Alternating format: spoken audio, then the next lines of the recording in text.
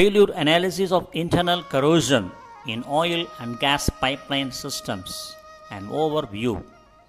Lecture by Dr.G.Subramanian, Chief Scientist retired, CSIR Central Electrochemical Research Institute.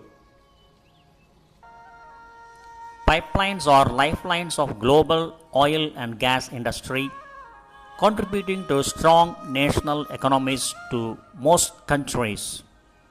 Pipelines have provided economic, reliable means to transport oil and natural gas from upstream production, often very remote regions, to downstream refineries, power stations, and markets, crossing nations, oceans, and continents.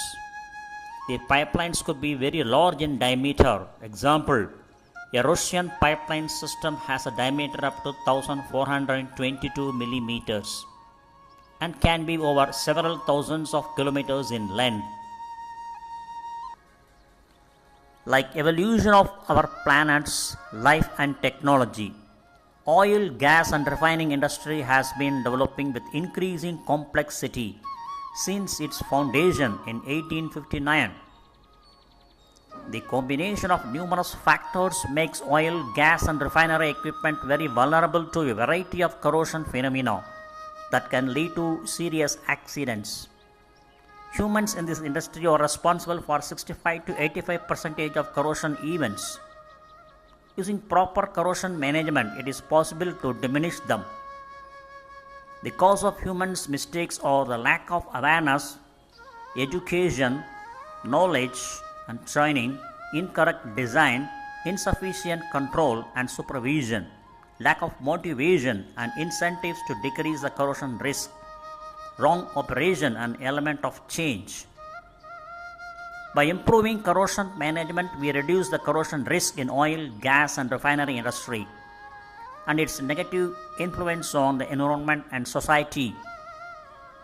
It is suggested to establish legislation about corrosion management on the state level, like legislation about pollution and environmental protection, to improve education and knowledge transfer. Penalties of management can force them to put more attention on corrosion problems and make it priority issue at oil, gas and refinery plants. It is needed to work out corrosion management programs with planned investments at each stage of design, fabrication, implementation of anti-corrosion measures, operation, monitoring, inspection, maintenance, education, knowledge transfer, training and research. Although the mankind made remarkable progress in last century, there have been cases stemming from lives. Corrosion in itself is not important, but this development and leading to losses of human. The consequences of corrosion failure may be very serious. GAIL pipeline fire due to collective failure. Oil Ministry probe report. The picture on the top left side gives the view of the fire accident happened in GAIL pipeline. The devastating fire at estate-run GAIL India Limited pipeline in Andhra Pradesh that killed 22 persons on 27th June 2014 was the result of a collective failure of the system. An oil ministry probe has conducted. GAIL's Pradesh Kondapalli pipeline, which was built in 2001 to move dry natural gas to Lanco power plant, transported gas as also water and condensate coming from ONGC's wells. Water and condensate corroded the pipeline, leading to gas and condensate leaking to surface, where a lighting of a stove led to a blast and subsequent fire. The state government on its part did not act on GAIL's representations for removal of encroachment along the pipeline route. GAIL has apparently flouted the declaration to the statutory authority as well as the declared design basis by not providing GDU, gas dehydration units, at Tatipaka and Mori. Absence of GDU gas dehydration units contributed to increasing the internal corrosion rate in the pipeline, the report said. Wet gas contains free water, carbon dioxide, and sulfur, which induced internal corrosion in the pipeline. The panel said the explosion, followed by a major fire, was due to the leakage of condensate and gas, which was probably continuing from the night before the incident. The condensate formed vapor cloud with gas pockets and triggered a major fire when the tea vendor lighted the stove. A spark, possibly from a stove lit by a local at 5:45 hours on June 27, 2014, led to condensate and cloud of gas catching fire with a loud explosion. The fire spread over a 50-meter radius, engulfing nearby dwelling units, houses, and tea stalls, killing 22 people, including 3 women and 3 children, besides injuring 17 others. 19th May 2015, oil spills Santa Barbara, California. On one of the most biologically diverse coastlines in the United States, there was a discharge of 540 meter cube of crude oil. Investigations indicated the presence of serious corrosion in the lower quadrant of the pipeline, the thickness of which was reduced by 45% due to corrosion. There was crack propagation. The figure on the left side gives you the view of the crack corrosion, severity of corrosion, and crack propagation. If we move down, on 19th August 2000, the explosion of a gas pipeline in New Mexico, near the city of Carlsbad, New Mexico, there was damage to the pipeline company El Paso Natural Gas Company. The released gas ignited and 12 people got killed. In the pipeline, there was evidence of existence of damage caused by corrosion. The image below gives you the view of the extent of corrosion damage in the pipeline. Further, on 22nd April 1992, explosion of sewer at Guadalajara, Spain. In a number of explosions of gas in the city sewerage system, 8 kilometers of streets were destroyed. 252 people were killed. Nearly 1,500 were injured and 15,000 people were left homeless. Corrosion of water pipes caused water leaks, which subsequently caused the corrosion of gas pipes and gas leak into the sewer. The image below gives you the view of the demolished pipeline system, demolished buildings, road, street, everything, owing to leakage of gas, owing to leakage of water from pipelines that causes pipelines, gas pipelines getting leakage and gas leak out. 12th March 1984, Bhopal accident. The elements of Union Carbide India Limited pesticide plant in Bhopal. You can see the view from the image product, the top left. Toxic gas was released into the atmosphere from Union Carbide India Limited pesticide plant in Bhopal, the state Madhya Pradesh. The official death toll is 2,259, while unofficially the number is much higher, about 8,000.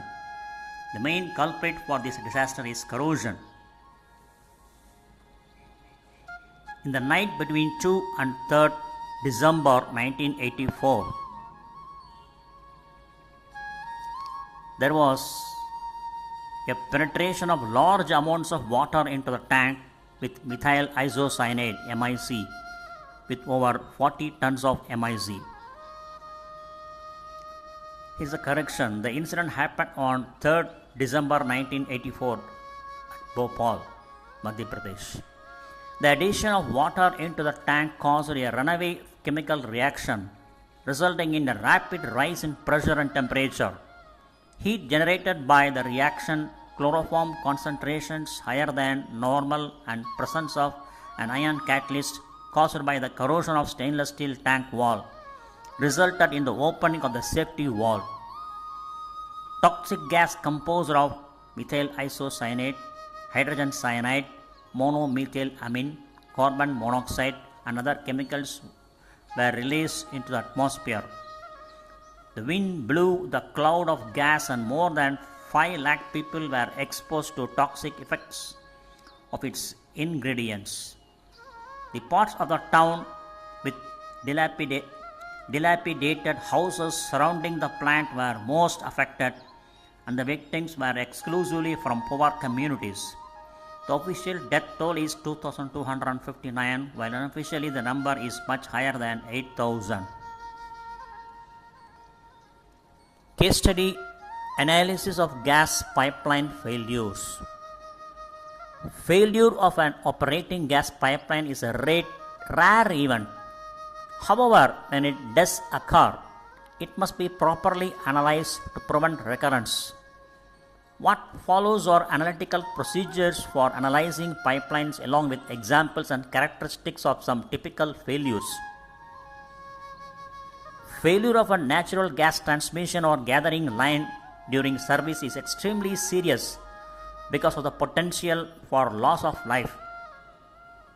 Yet, statistics show that failures occur only once a year per 1,000 miles of pipeline.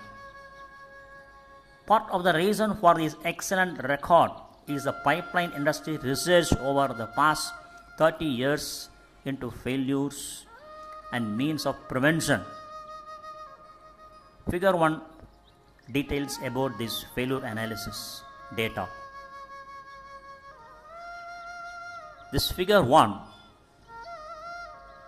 number of gas pipeline service incidents versus year of occurrence by cause, from Guyden, DN and R.B. Smith, an analysis of reportable incidents for natural gas transmission and gathering lines 1970 through 1978. NG 18 report number 121, September 1980.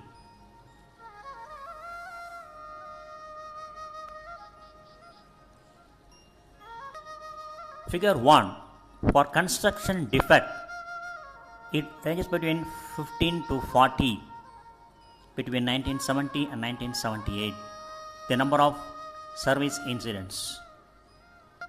Whereas the number of service incidents owing to corrosion ranges between 30 to 80 between 1970 and 1978. Further, the number of service incidents between 1970 and 1978 owing to material failure ranges between 45 and 85. Finally, the number of service incidents between 1970 and 1978 for the factor of outside forces ranges between 148 and 275. Thus, over half of all in-service pipeline failures result from some externally applied mechanical force. Analytical techniques. While pipeline configuration simplifies the geometrical aspects of analysis, the trauma accompanying the failure often obscures or destroys characteristics important to identifying the causes. The sudden release of large amounts of stored elastic strain energy can badly deform the pipe, while gas fires, if they occur, can alter pipe properties. In addition, post-failure corrosion and handling away from laboratory facilities may obliterate fine-scale fracture features. To overcome inherent difficulties and accurately determine causes, a variety of analytical techniques must be applied in a careful and well-prescribed fashion. Overall macroscopic visual inspection to identify the failure origin. It is imperative that a careful macro examination of the entire available fracture surface be done. In service pipeline, ruptures generally develop from a region of stable crack growth or from a defect caused by an outside force or corrosion. Second, certain macro features on the fracture surface can aid in locating the failure origin. The most common of all these is The chevron pattern on plane strain fracture areas pointing back to the origin. The acute angle edge of a full shear propagation ductile failure often contains secondary cracks which form saw-tooth-like ridges pointing back to the origin. Running a finger back and forth along these edges will often indicate by roughness differences which way the crack was propagating. Since crack branching will show propagation directions, putting a fragmented pipeline together, usually done by matching paper patterns of the various pieces, will help identify the origin area. Sectioning and cleaning. Often the critical area identified by the visual analysis will have to be sectioned from rest of the pipe, allowing detailed fractography and microstructural analysis. Care must be exercised to prevent damage to the fracture area when cutting small pieces for laboratory analysis. In particular, torch cutting of samples requires caution to avoid thermal damage to the metal in the fracture area. The orientation of small pieces relative to the macro crack propagation direction and the pipe outside and inside surfaces should be marked for identification during microanalysis. The techniques for cleaning debris and corrosion products from pipeline fractures include washing with a mild detergent and bristle brush, solvent cleaning and degreasing in an ultrasonic cleaner, replica stripping, and chemical or electrochemical etching in mild or inhibited alkaline or acid solutions. The technique should be applied in a serial fashion, employing only the minimum necessary for cleaning the specific fracture region analyzed. Prior to cleaning, potentially significant corrosion products should be carefully removed and saved for analysis. Microfractography. The aim of the high magnification fractography using transmission or scanning electron microscopy is to relate the fracture appearance to the cause or mechanism of fracture. This procedure involves comparing the surface failure resulting from unknown conditions to pedigreed fractures generated in the laboratory under known conditions of stress, strain, strain rate, and environment. Fractographic examinations can also reveal changes in fracture mode, local crack propagation directions, and the progress or history of cracking. Metallographic analysis. The fracture path relative to grain boundaries, inclusions, transformed and second phases, and external defects can be determined by metallographic analysis using standard techniques. The mounting and polishing of a cross section of matching fracture surfaces at the failure origin often provides evidence to positively identify the failure mode. Chemical composition and mechanical properties. Chemical analysis and mechanical tests are generally run to determine if the pipe is of the proper type and grade, whether it meets appropriate standards, and whether any deviation contributed to the failure. The most common mechanical tests are tensile, bend, and flattening tests. Other tests such as Charpy impact tests and crack tip opening displacement (CTOD) tests may be useful in determining fracture behavior. Causes of pipeline failures. The figure from top to bottom on the left side gives you the view of rupture sections of 8 by 5 by 8 inch gas pipeline that failed due to external mechanical damage. Over half of all in-service pipeline failures result from some externally applied mechanical forces, as already discussed in figure 1. The following are examples of 5 typical failures. Visual and mechanical metallographic examination reveal the failure was caused by mechanical damage in the form of a gouge and dent, often associated with heavy equipment such as backhoe. Further, figure on the top left side gives you figure 3, a 3.5 inch long gouge found near the midpoint of the rupture shown in figure 2. And if you come down, the figure 4, a cross section through the gouge shows a dark etching area near the outside surface with a small secondary crack. You can see the arrow, white arrow, near the fracture. The profile of the gouge shown in figure 4 is a polished and etched cross section of matching fracture surfaces at the failure origin. The combination of a gouge and dent is particularly damaging. The gouge cold works the steel and reduces its resistance to crack initiation. The dent, by changing the geometry, creates an area of high stress and stress concentration.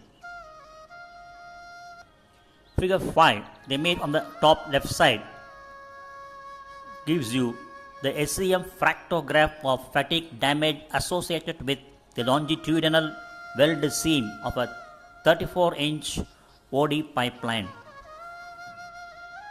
A second form of external damage can be introduced by fatigue cracking during pipe shipment, particularly in rail and sea shipment.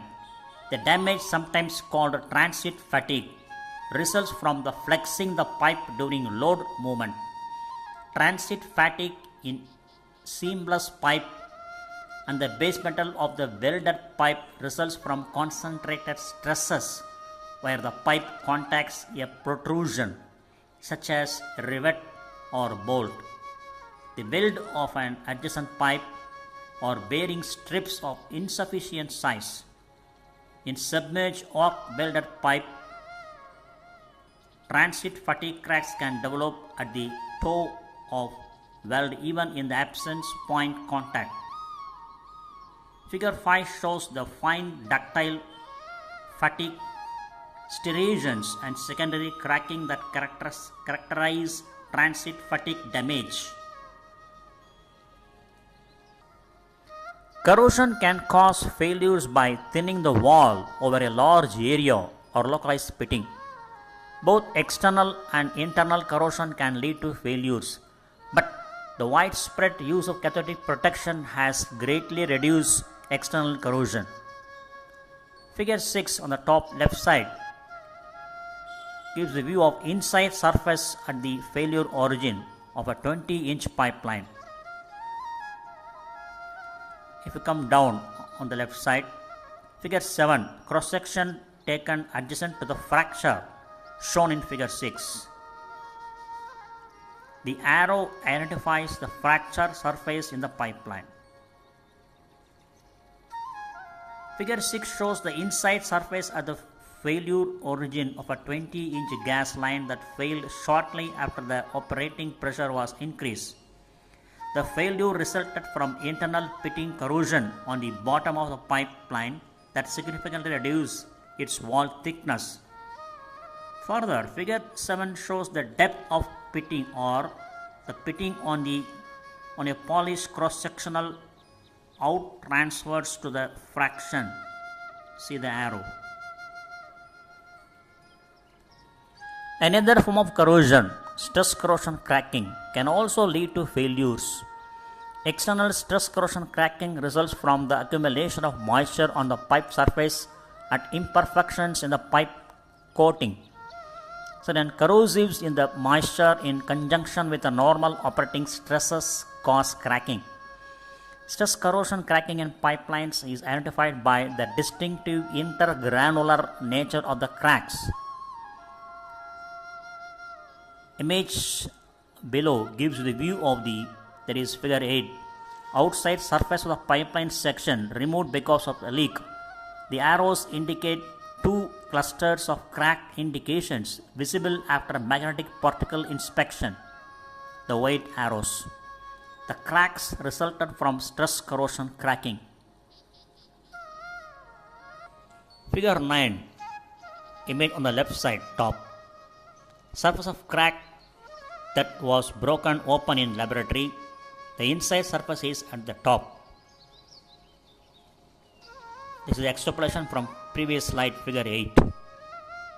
And figure 10, microstructure in area of secondary crack, showing an intergranular cracking mode. You can see the secondary crack, intergranular cracking. The surface of a crack extending across the wall was broken open in the laboratory and is shown in figure 9.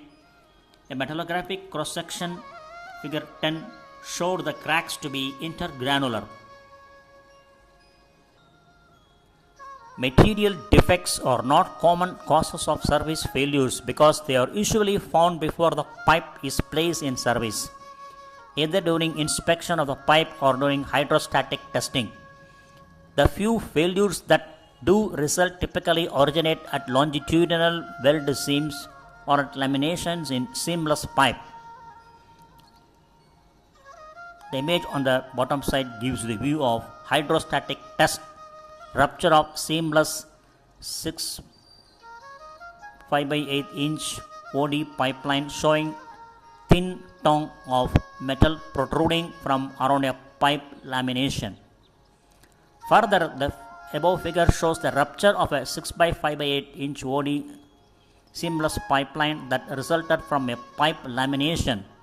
In this instance, failure occurred during hydrostatic testing.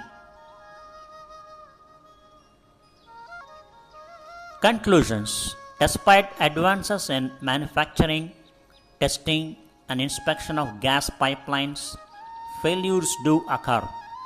Research and experience have helped characterize the different types of failures so that their cause can be determined and appropriate preventive measures applied.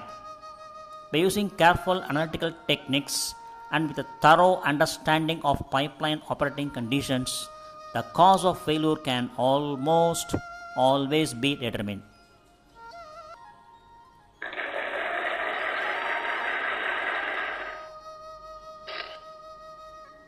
Thank you very much for watching this video and thanks for your patience.